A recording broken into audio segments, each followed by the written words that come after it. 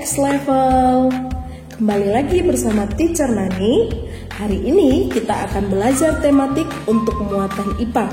Kita akan masuk ke buku yang baru yaitu tema D. Dan topik kita hari ini yaitu tentang organ peredaran darah pada manusia.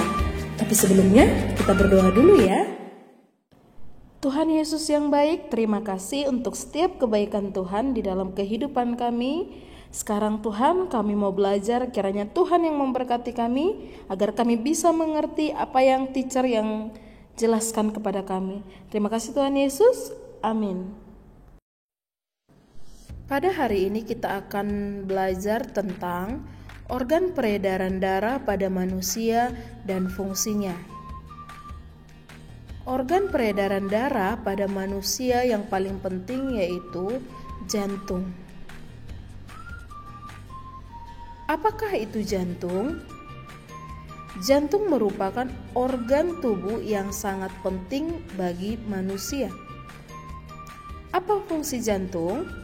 Jantung berfungsi untuk memompa darah ke seluruh tubuh.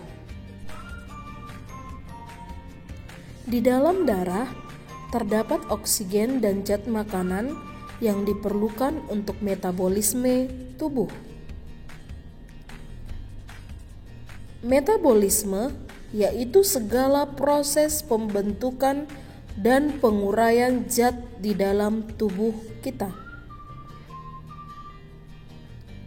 Mengalirnya darah yang dipompa oleh jantung di dalam tubuh disebut sistem peredaran darah. Oke anak-anak teacher, sekarang kita masuk ke dalam topik sistem peredaran darah pada manusia. Sistem peredaran darah pada manusia tersusun atas. Yang pertama yaitu jantung, pembuluh darah, dan darah.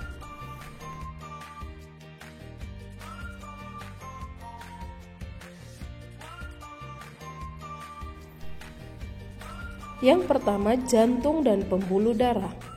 Coba perhatikan gambar berikut. Bagian-bagian dari jantung dan pembuluh darah yaitu yang pertama pembuluh darah vena, kemudian aorta atau yang sering disebut arteri terbesar, kemudian serambi kanan yang berfungsi untuk mengalirkan darah yang kaya akan karbon dioksida dari seluruh tubuh ke bilik kanan. Dan yang berikutnya yaitu serambi kiri yang berfungsi untuk mengalirkan darah yang kaya akan oksigen atau O2 dari paru-paru ke bilik kiri. Yang berikutnya bilik kanan. Bilik kanan berfungsi untuk memompa darah yang kaya akan karbon dioksida atau CO2 ke paru-paru. Dan yang berikutnya yaitu bilik kiri yang berfungsi untuk memompa darah yang kaya akan oksigen atau O2 ke seluruh tubuh. Jadi jantung memiliki 4 bagian. Yang pertama yaitu serambi kanan, kemudian bilik kanan, serambi kiri, dan bilik kiri. Dan di dalam jantung terdapat bagian yaitu katup jantung. Cara jantung memompa darah. Adapun cara jantung memompa darah adalah sebagai berikut. Yang pertama, melakukan proses kontraksi dengan menguncup dan relaksasi dengan mengembang secara berulang-ulang. Coba kamu lihat gambar yang sudah Teacher Nani sediakan. Yang kedua, yaitu ketika serambi jantung berelaksasi, darah dari seluruh tubuh akan masuk ke serambi kanan, sedangkan darah dari paru-paru akan masuk ke serambi kiri.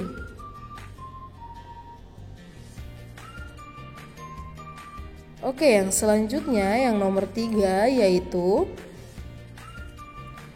ketika serambi jantung berkontraksi, darah dari serambi kanan akan masuk ke bilik kanan, sedangkan darah dari serambi kiri akan masuk ke bilik kiri.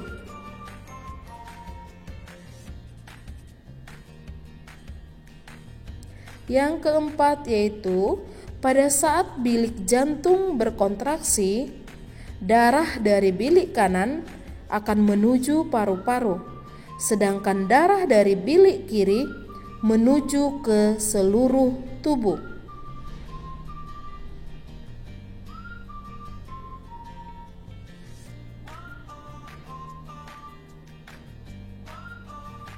Ketika darah mengalir dari jantung ke seluruh tubuh, atau bahkan sebaliknya yaitu dari seluruh tubuh ke jantung, maka darah berada dalam pembuluh darah.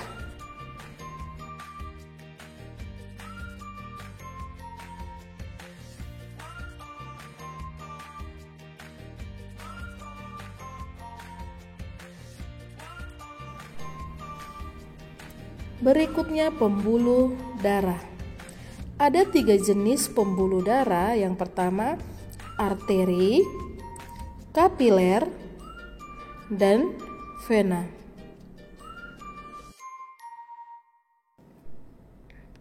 Pembuluh darah arteri yaitu pembuluh darah yang dialiri darah dari jantung ke seluruh tubuh dan paru-paru. Sementara pembuluh darah kapiler yaitu pembuluh darah yang dialiri darah dari sel-sel tubuh. Dan yang terakhir yaitu pembuluh darah vena. Pembuluh darah vena yaitu pembuluh darah yang dialiri darah dari seluruh tubuh dan paru-paru menuju kembali ke jantung.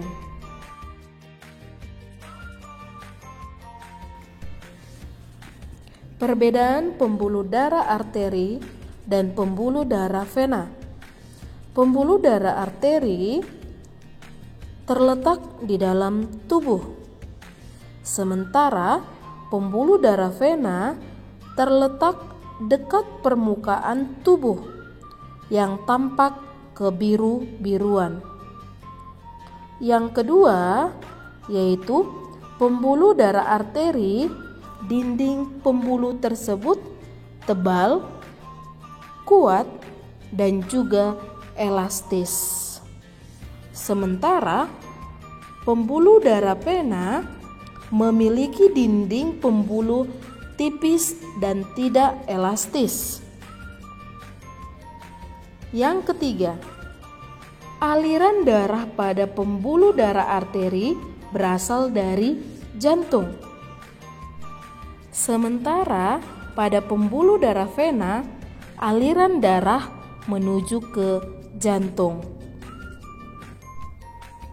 Dan yang keempat, yaitu pada pembuluh darah arteri, denyut terasa atau seirama dengan denyut jantung. Sementara pada pembuluh darah vena, denyut tidak terasa. Itulah perbedaan pembuluh darah arteri dan pembuluh darah vena. Peredaran darah. Ada 2 jenis peredaran darah berdasarkan alirannya. Yang pertama, peredaran darah besar dan peredaran darah kecil. Yang pertama kita bahas peredaran darah besar. Coba kamu perhatikan gambar berikut. Ini merupakan proses peredaran darah besar.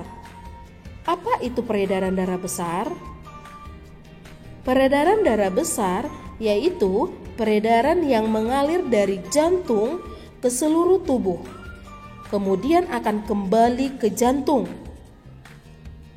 Oke, coba kamu lihat, ini proses peredaran darah besar. Darah yang dari bilik kiri akan mengalir ke aorta, kemudian mengalir ke kapiler seluruh tubuh,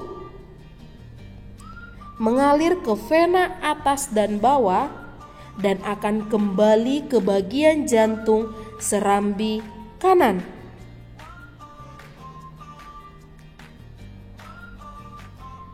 Dan yang kedua yaitu peredaran darah kecil. Coba kamu perhatikan gambarnya. Ini merupakan peredaran darah kecil. Peredaran darah kecil yaitu peredaran yang mengalir dari jantung ke paru-paru lalu kembali ke jantung. Peredaran darah kecil dimulai dari darah dari bilik kanan akan mengalir ke arteri paru-paru, kemudian mengalir ke paru-paru dan mengalir ke vena paru-paru dan akan kembali ke jantung bagian serambi kiri. Ini adalah proses peredaran darah kecil. Kamu harus bisa membedakannya ya nak ya. Darah tersusun atas plasma darah dan sel-sel darah. Plasma darah terdiri atas air dan zat-zat yang terlarut. Sementara sel-sel darah terbagi atas yang pertama yaitu sel darah merah atau eritrosit, sel darah putih atau leukosit, dan keping darah atau trombosit. Oke, kita akan lihat bagian-bagian dari darah pada gambar. Ini merupakan sel darah merah.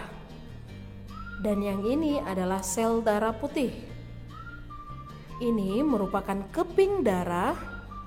Dan yang ini adalah plasma darah. Coba kamu perhatikan ya. Oke, sekarang kita mau tahu fungsi dari darah. Yang pertama fungsi dari darah yaitu mengedarkan zat makanan ke seluruh tubuh. Dan ini dilakukan oleh plasma darah. Yang kedua, mengangkut oksigen ke seluruh tubuh. Dan ini dilakukan oleh sel darah merah. Yang ketiga, membasmi kuman yang masuk ke dalam tubuh. Dan ini dilakukan oleh sel darah putih. Yang keempat yaitu menutup luka. Dan ini dilakukan oleh keping darah. Nah, ini adalah fungsi darah ya nak ya.